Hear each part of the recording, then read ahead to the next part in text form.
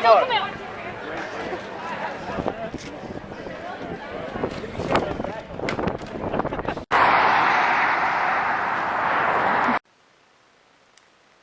first night we were there, we got to talk to a lot of people.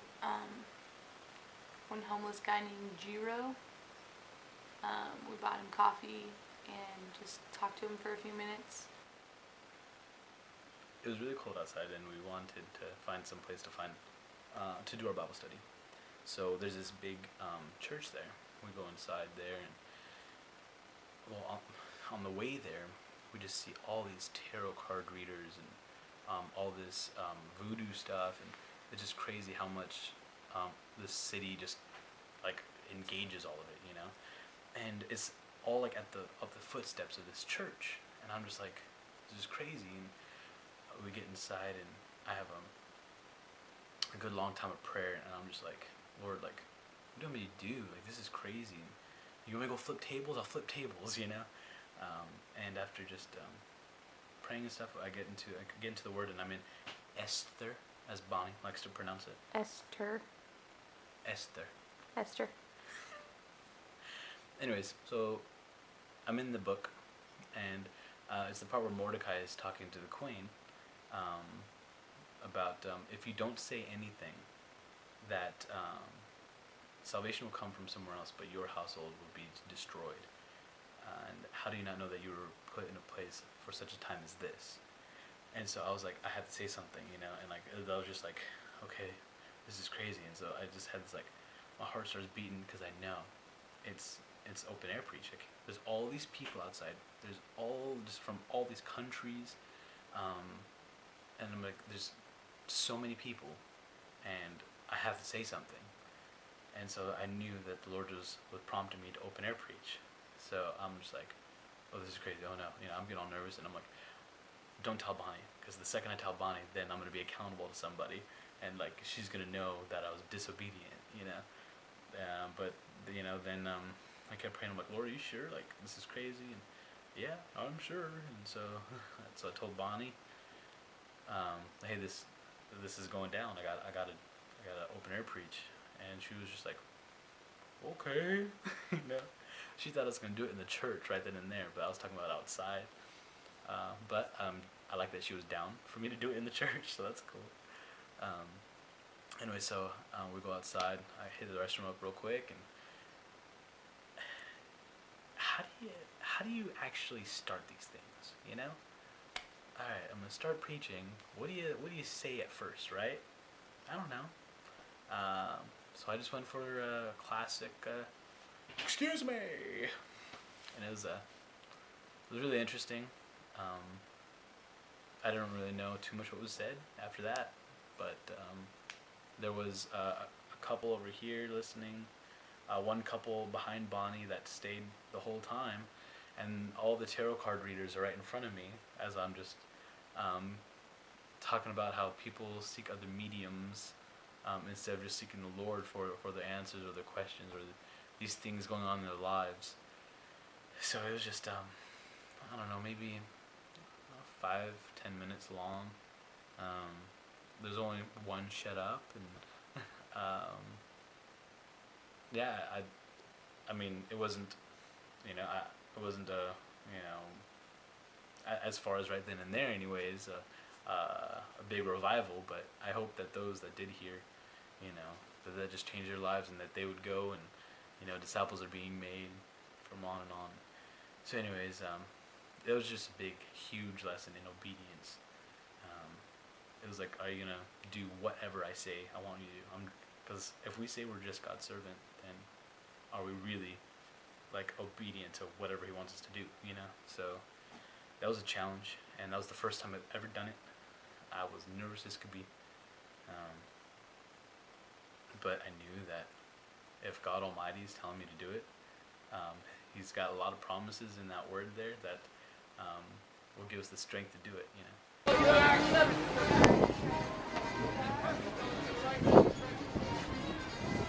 Make it right, folks.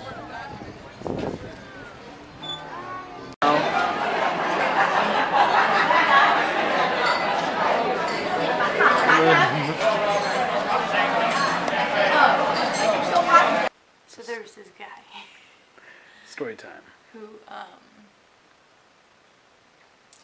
yeah, so he asked for money for food, so we were going to walk with him to McDonald's to get him food for these kids, supposedly.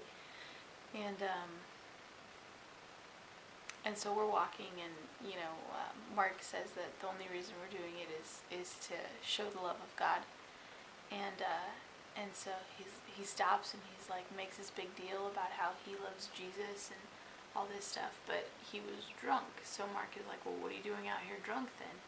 And then he like begins his little freak out where he was like, well, show me where it says I can't do that, and God put everything here for us to enjoy, so why can't I? Why shouldn't I? And, like, everything he said just kept getting like a little bit louder. So then Mark tries to explain it to him, and every time he does, he just cuts him off. And so then Mark said something about the Israelites, and then starting to explain, and then the guy interrupts him again. He's like, oh no, you're Old Testament, you gotta talk about grace. And he like would not hear anything that Mark had to say.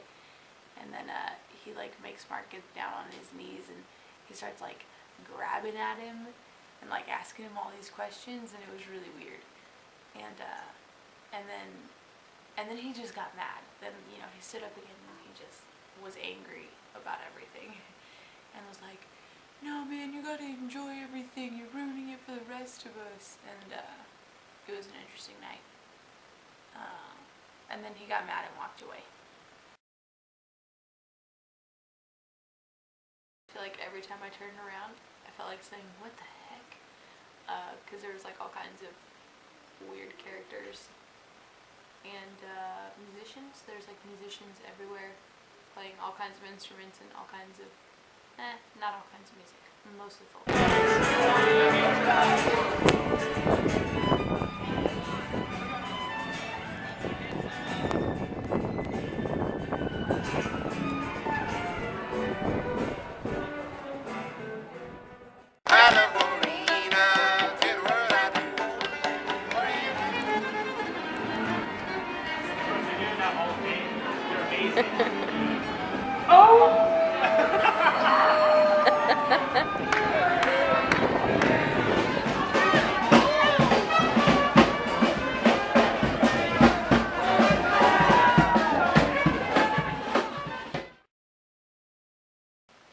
Then we went to Baton Rouge. So in Baton Rouge, we went to church the first day when we were supposed to meet up with Daniel and Brittany, who ended up having their baby. Yay! He was 7 weeks early.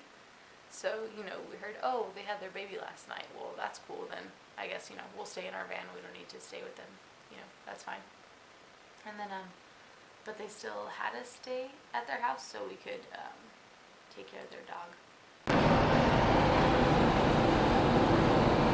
Cold much? And the next day, we helped out at the church by painting a lot of bricks. So we painted about 200 bricks the first day and like 150 bricks the second day. And then what does Bonnie do to my foot? She paints it. Stop it. Look at that. She's playing my foot. But she is a good sport. Isn't she? Look at me again. We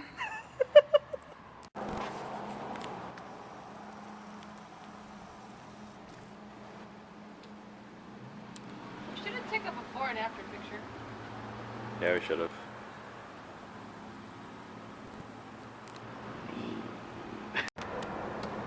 I painted that. Yeah. All these bricks.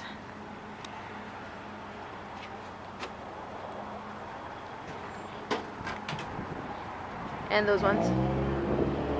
And all the ones on the pillars down there. There's 355 of them. We met this really awesome couple named Johnny and Faith, and they have a really super cute little boy named Deacon. Can you get any diseases from dogs? Have you checked into that? Yeah, I know. I haven't taken Yeah, to it, but no. I think about it.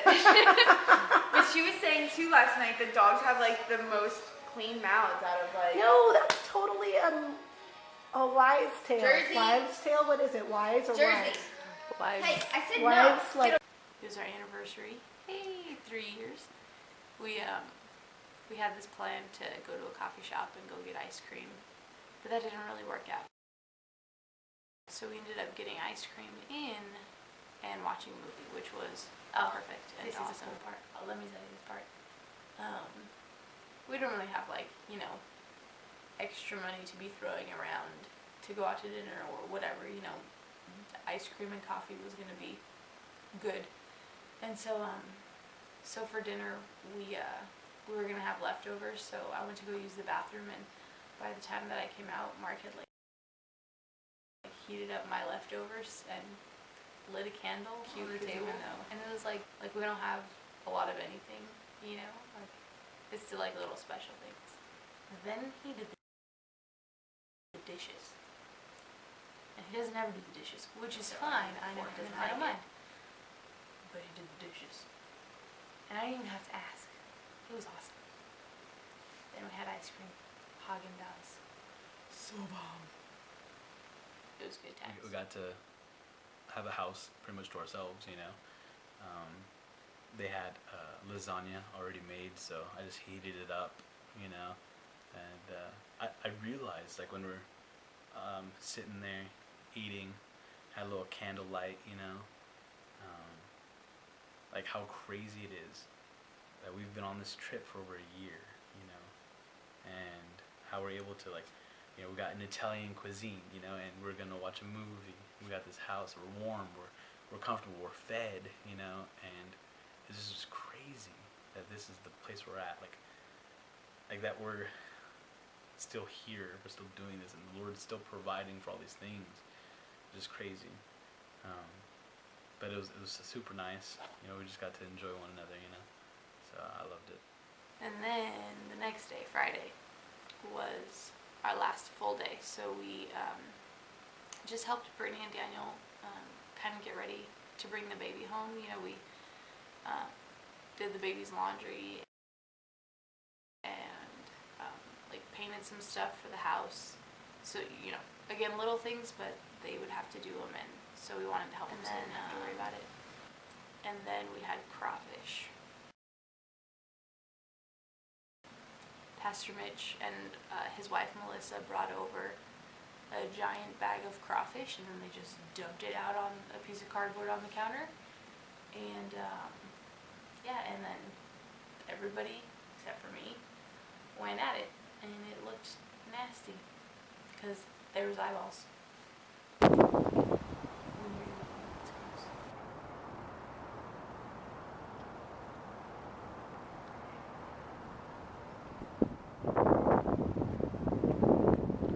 It's the MISSISSIPPI.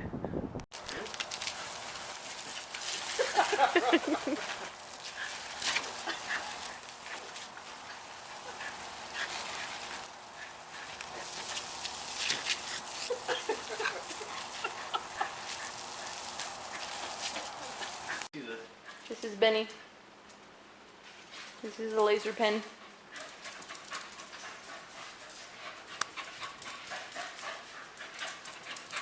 And as you notice, he's ahead of me.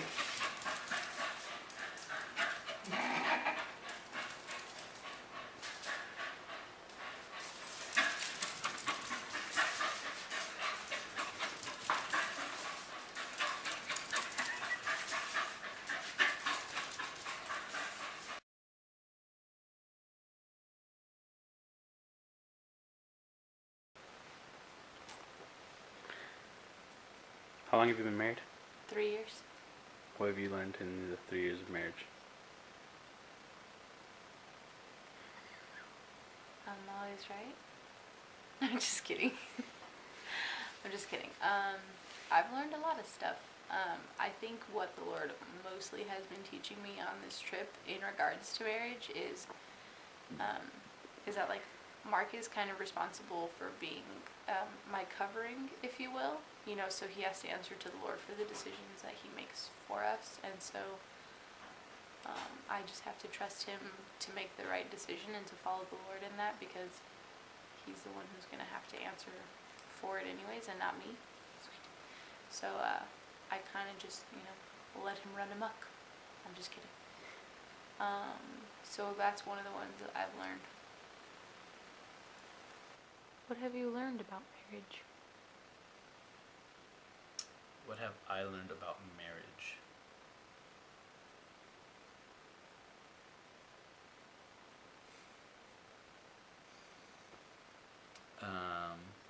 Few things. One, I'm a really prideful guy, so I just got to put away the things that I want to do and say sometimes for the sake of her happiness.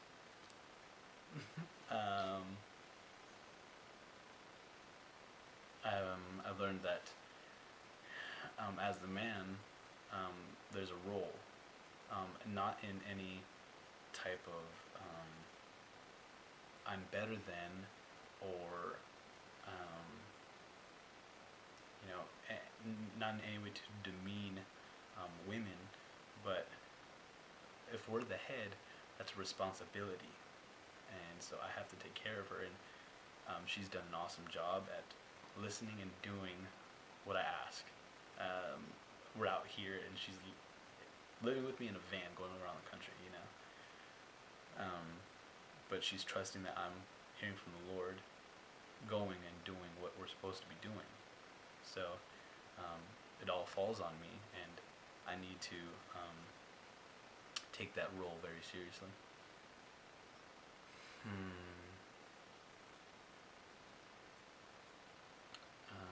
I don't let a lot of things bother me, and that really helps our marriage. That's rude.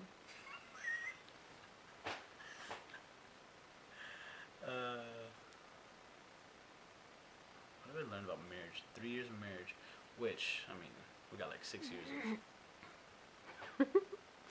we got like...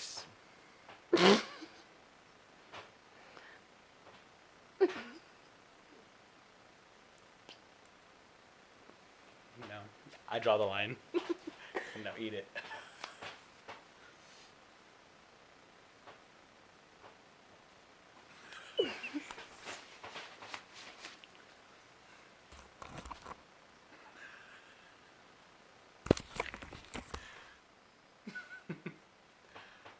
So anyways, guess what I've learned? Marriage. Selfless. Marriage. We need to be selfless. We all want things, and we all think we're right all the time. And when you get married, you have someone telling you otherwise constantly. You tell me the same thing. Don't edit that out either. I didn't say I'm not the other one for I'm you. just saying. Aren't I married to you and you married to me? Doesn't this go both ways? Hey, I'm just making sure that You see? people You know. see how she is? You see what I have to deal with? But I love her.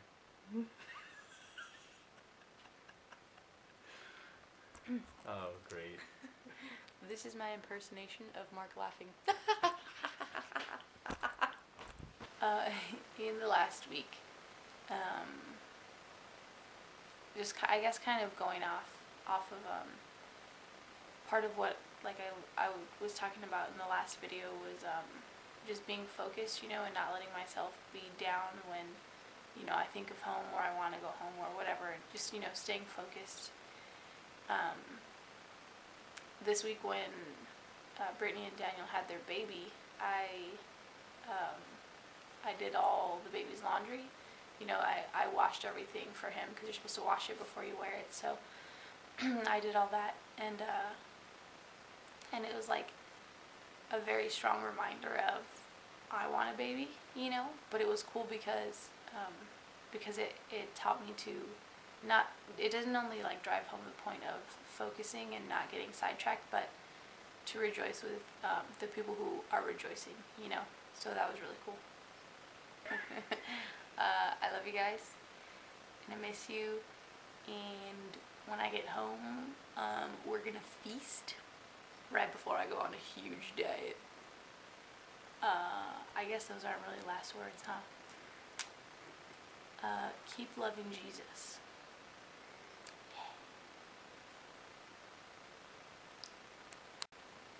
That's pretty much our Louisiana experience in a big nutshell.